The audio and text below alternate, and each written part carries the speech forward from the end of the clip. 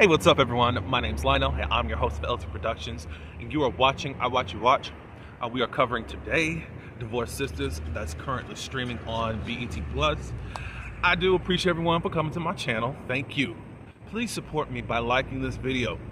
You can leave your comments below, and if you are new, come on over and subscribe so that you can be in the know as far as what I got going on this channel. Now let's get into this episode.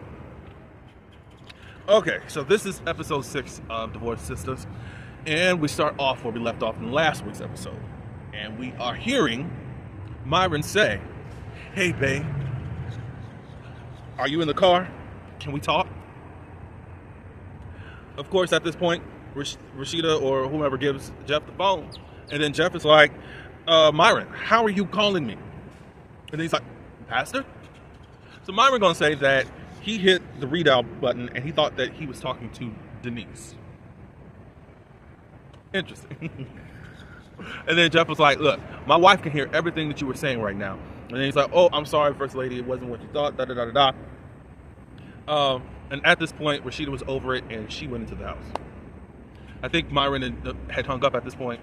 When Rashida wasn't hearing anything that Jeff had to say, Jeff went and called Myron again and saying, "What are you doing, da da da da da? My wife is already looking at me sideways." And Myron said, I'm sorry. I thought I was calling Denise." It's too coincidental. Jeff was going outside to his car. And Denise, whomever she is. Can anybody show Denise? Like, where's Michelle? Like, what's his name? The dude that's caught up in the scandal right now. Shannon Sharp. Where's Michelle? Because we ain't seen Michelle as of yet. So I was confused by the scene because they're playing it off like there's nothing going on between them. Myron has this, how can I say this, overly devotion towards Pastor Jeff. And he's operating really in armor bearer mode. In an armor bearer within the church world, that is someone that is very close to the pastor, who is there to protect the pastor. More than a security guard, it's a spiritual and natural position. It's a God call to the man of God or to the woman of God. But anyways, he said that, Jeff did say, I believe you that you were calling Denise. Da, da, da, da. Anyways, Myron says that I set up for a doctor to come see your arm at the church. And Jeff said, "No, I don't need all of that. You're doing too much." And Myron's like, "I'm here to take care of you." It's that very devoted, like, he's very passionate about his pastor.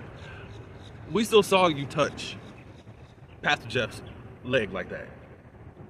That's way too much. You were in First Lady's chair, or seat, even at the banquet. Although I understand what an armor bearer does, I think that you are not handling your position well. Whether you and Jeff are doing something, you're at least showing something a lot more, and it's really looking obvious to a lot of other people, Myron. And Jeff was like, "Look, you don't listen." Da da da da da. So they get off the phone. Jeff ends up praying for his wife, and in the midst of his prayer, he's saying that he will do anything to save his marriage. I think that's what he said, or whatever. Next thing you know, Tiffany calls, and she's looking for Rashida, and he said, "Well, she's in the house." She's like, "Really?" Because she's not really answering her phone. I'm like, "Yeah, she's there." He asked about Naomi, and Tiffany said, "Well, you don't really care." "Well, she's going to be in there for a while." I'm like, "No, they actually got her out this morning." "Well, Franklin's going to come after her, and he's going to see that she does some time, or whatever." And Tiffany said, "Well, you could, talk to him about it." And then they get back on the subject of Rashida. "Are you sure she's okay?" And then Jeff says that I messed up. And then she's like, "What did you do?" Like, he's beating around the bush without saying what he needs to say. She's automatically thinking that he cheated. And he's like, "No, I would never cheat. The guilt on me would weigh so heavily." Would it, though? Would it? I don't know yet. I teeter-totter between if Pastor Jeff is sincere or not. He lets Tiffany know that he didn't open the door for her last night. And Tiffany says, "Oh no." And he was like, "What? What are the two things that are triggers for Rashida?" And he says that you cannot hang up in her face and not open the door for her. Tiffany was saying, well, look, all I can tell you right now is that you need to go pour your heart out to her. Because right now, if I know my friend, she's in the mirror right now contemplating if she's going to stay or not with you, because it's really in her mind to leave you. And Jeff was saying, well, what's going on? I never knew why she had a problem with me not opening the door. Tiff finally opens up and says what that is really about. Back in college, Rashida was dating this guy, and he was a part of a fraternity.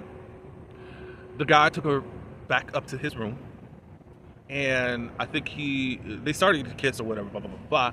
And then his frat brothers came in. We don't know how many are specific in it, but anyways, they proceeded to gang violate her. I'm trying to be quite YouTube friendly. Trigger warning for ones that have experienced it. But yeah, she wanted to leave, but she was trying to escape before they actually did anything. And she asked the guy to open the door. He would not open the door for her. And from that day forward, she vowed that she would never be with someone who did not open the door for her.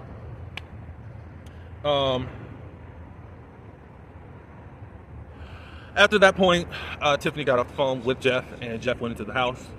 And now he pours his heart out to Rashida. After all this time of her asking him, what's up? You always turn the conversation back on me, da da da da da da da. He says that he's been stressed out about getting this church building. He's tired of having 3 services a week, or at least a day. No, a day. He's insecure. He's jealous of her. She's radiant and people adore her, and he has to really make people like him. Her book is excelling more. People really respond to her. And really, it's like, Pastor Jeff, were you really called to this position, or is your time up as for being a pastor? And it's really, Rashida is the anointed person that's going to lead your church to the next era. And you're too busy trying to be Pastor Jeff and not hearing God. I'm just saying, ain't that something when someone can see more in you? Or even Rashida, who probably knows that she's anointed, but she wants to still push other people. She knows that she's the sent one, and then you doing all you can to push him, and he's doing all that he can to tear you down. That's wicked. That's wicked. I'm saying it like this, but don't. Ike and Tina was in that situation. Tina became the breakout star out of the whole Ike review band, you know, and he couldn't handle it. And the more that he wanted to shine, it was Tina that was getting the spotlight. So yeah, it's kind of one of those things. He says, I'm struggling in your shadow. Rashida asks why the sudden change of heart. He's like, look, I understand that I did something wrong and I really messed up and I gotta make things right if I can with you. You haven't been vulnerable with me, da da da da. He said, I know, and I want to be here now and do that. So she asked him point blank, are you sleeping with Myron? He says, no, I'm not sleeping with him. I'm not cheating with any guy. So then are you cheating with any woman? He's like, no. So you're not attracted to men, or you're not attracted to any woman? And he said, yeah, I'm attracted to one, but I don't do anything with it. I said, oh. He was like, okay, Pastor Jeff, I don't think I would admit that at all, but whatever, because now Rashida got to be on the lookout for them, despite of your so-called, I'm not going to cheat. At this point, she says that I need to process all this. Jeff is still persistent that he still wants to be around her at this point. And she's like, look, give me space. That's what I need. So then Jeff finally leaves, and he's supposed to be going to the church, or to the hospital. That's where he's supposed to go. Geneva calls Rashida, and they kind of catch up with overnight. Now that Naomi's out, she said that she's been trying to call her, but she's not answering, da da da da da. And she's like, well, you know, she's a lot, da da da da da. Geneva asks how was Rashida and Jeff, And she said, I guess we cool. What, y'all have some type of argument? And she said, we don't argue, Geneva. Oh, heated discussions. Ain't that the same thing? But anyways, we find out that Geneva still has her clothes on from last night. So she stank. She's following the girl or the woman from the school that she saw in the previous episode. I don't believe that I mentioned it. That William was talking to, that he gave flowers to. So Rashida was like, go home. Have you even showered? Like, no, go home. So you see this very relentless compulsiveness that comes over her, especially that's that drive of just trying to expose William. Basically, Geneva follows her to her yoga place building, and Rashida said, go home. She said, I will, da da da da da. Jeff comes back in, and at this point he's doing everything to not lose Rashida. He tells her that I want us to start riding in the car together again. And Rashida was like, I'm not going to the hospital. He's like, I'm okay, blah, blah, blah, blah. And all of this devotion that Jeff has finally kicked in, and Rashida wants to know, who have you been talking to? She said, well, you couldn't have been talking to Bridget, and you can't stand Naomi. So either you've been talking with Geneva or Tiffany. It was Tiffany, wasn't it? He's like, no. Like, I'm going to call her. Look. Then he finally confesses yes. So he confesses that he knows about the gang violation. Now Rashida feels away. And she feels like he's doing all this because he feels bad for her. And she was like, look, I'm not a victim. Don't feel sorry for me. And he's like, no, this ain't it. You know, my heart broke for you when I heard about that, and then also I felt bad for what I had done to you. And he said, before Tiffany called, I was praying for God to give me an answer at how to fix my marriage and how to break through to my wife, blah, blah, blah, blah, blah, blah, blah, blah. And then Tiffany called. So I know that this was the sign that I needed. From now on, I'm going to open my heart. Why do I feel like we're about to get a big gag? We got 2 more episodes before the mid-season finale. Something gonna happen between these two. Even though he done opened his heart, maybe somebody's about to reveal something about Pastor Jeff, because it's interesting. You haven't been having sex with her. You've been jealous. You've been insecure, and all this stuff that you probably were never even called to as far as being a pastor. Yeah, something's still up with you, Jeff. That you're acting like you're going to be so transparent, and you might be really telling the truth at this moment. I can't put that against, or can't say that you're not. But I do believe that you are, that the rug is going to be pulled from up under you. All right. Bridget is at the church. Calvin comes by. Of course, Bridget's asking how Calvin's doing. He's like, I'm somewhat okay, but I am pissed in regards to this whole Vaughn situation. At this point, Calvin wants Vaughn arrested. Bridget doesn't give Vaughn up and all that stuff. He said, I'm gonna find him because where is he at? He's not in my house. I kicked him out and told him that he's back with his mama. Where does his mama live? I don't know all that. Bridget, it's somewhat your fault right now, because I still believe that you should not have let that man in your bedroom to confront him about anything. If anything, Calvin should have got up out of that bed, or Vaughn should have got up out of that bed and handled his business with this dude. I don't know if you liked it or what, but that was just a little bit too much. Calvin wants to meet with the pastor. They go meet, Bridget and Rashida goes to Rashida's office, and Bridget just says, with stuff happening yesterday with Calvin and Vaughn, it's over. I kicked him out. And Rashida was like, well, you said this before. This time I mean it. Bridget did notice for a few minutes that it seemed quite lovey-dovey between her and Jeff. Like, what happened? And she said, nothing. We're good. What changed? Nothing changed. Let's talk about you meeting with the publisher in regards to my book, and please get Naomi on the phone.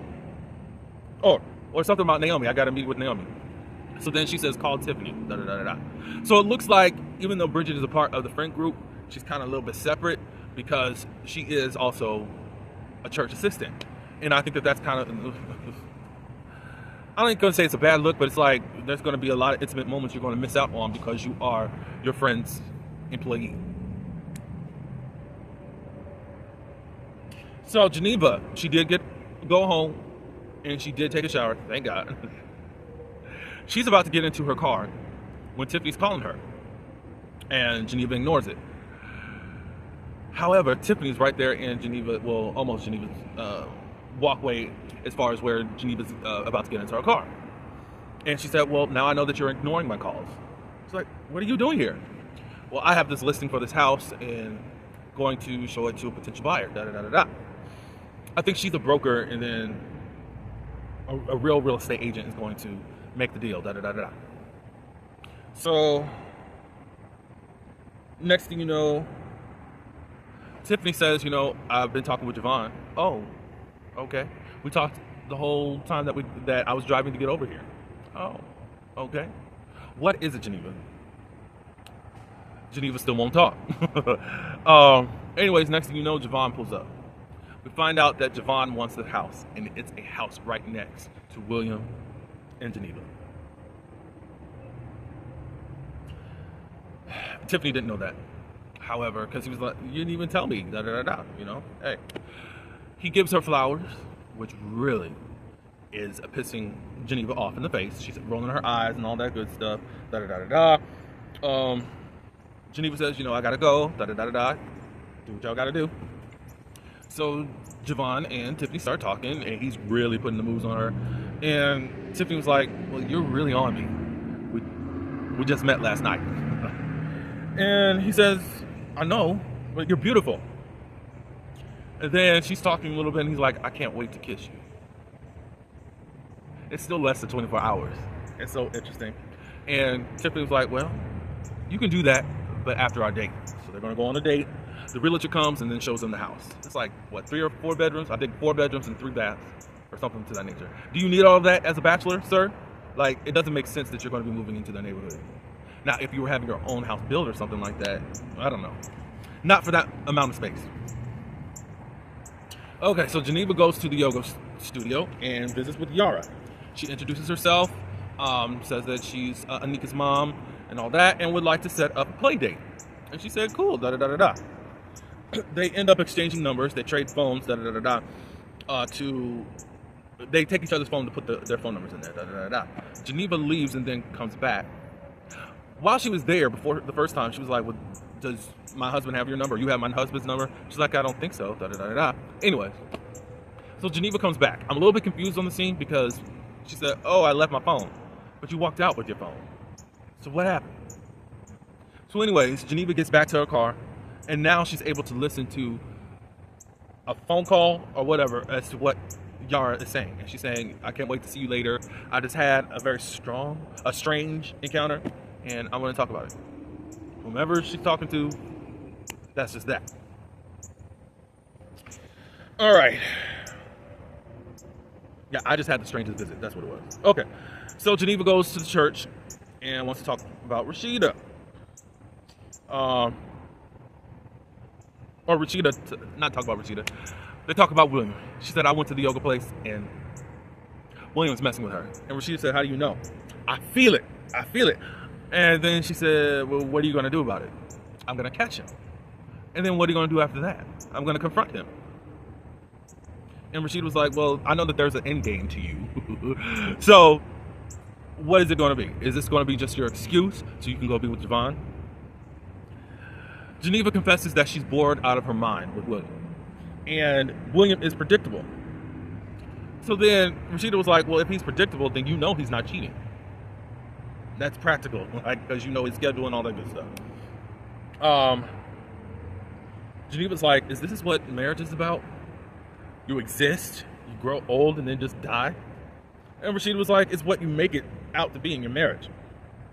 And then Geneva says, Javon is making it hard for me. And Rashida said, Javon? Well, he's trying to move next door to us, or he's looking at a house. And Rashida was like, he's exciting you, isn't he? You like the drama.